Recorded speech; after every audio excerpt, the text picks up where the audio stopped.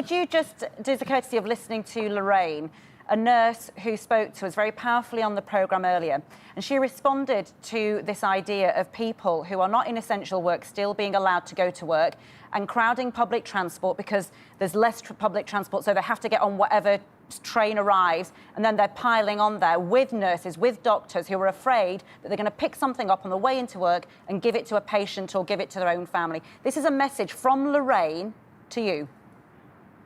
To the government, you are 4 months too late. We knew that this virus would spread across the world in December. We have had Christmas, we have had Valentine's, we have had Mother's Day since then. It is 4 months since we found out about COVID-19. What's your response to her? She is blaming the government that actually, fine, this is a pandemic that is absolutely extraordinary, but we knew about it. And now you are putting people like her in a position where she's having to share masks with her colleagues and putting her own life in danger. Well, from the outset of this crisis, we identified the measures that we could take as a country, broadly similar to ones you see in other parts of the world, and we decided that we'd be guided by expert medical opinion as to when was the right time in this country to implement each of those measures in turn. And that's what we've set out to do.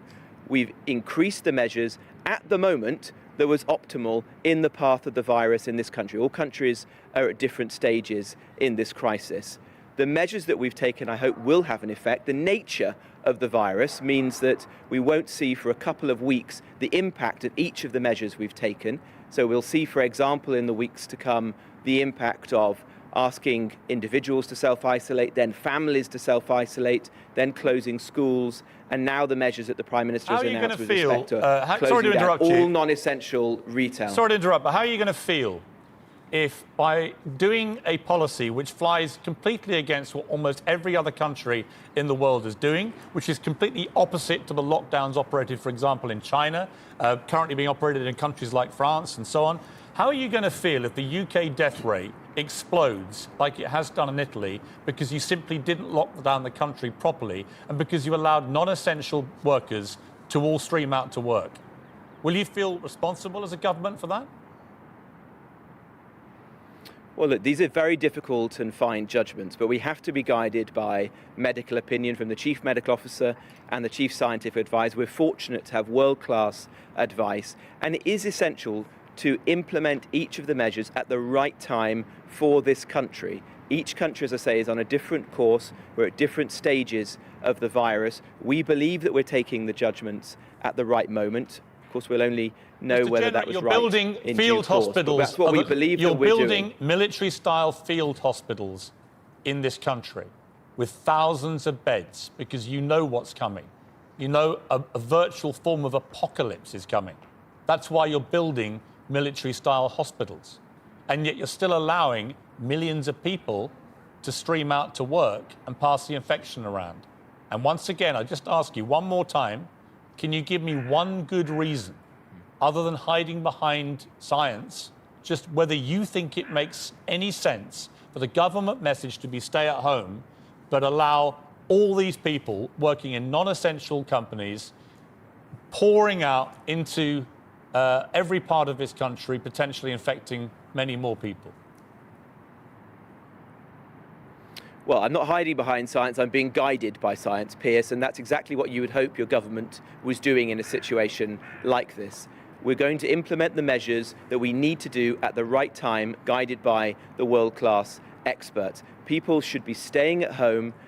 If they want to go to work, they should be doing so only if they can't work from home and if their employer can implement the Public Health England guidance, which will mean that it's safe to remain in the workplace. We have NHS staff currently getting... There are many jobs in this country. Okay. There are many jobs in this country which are absolutely critical to keeping the wider economy going, and that includes maintaining critical infrastructure, making sure buildings and building sites are safe, buildings are properly maintained. You've said all this. No one's disputing essential workers. I've never disputed that.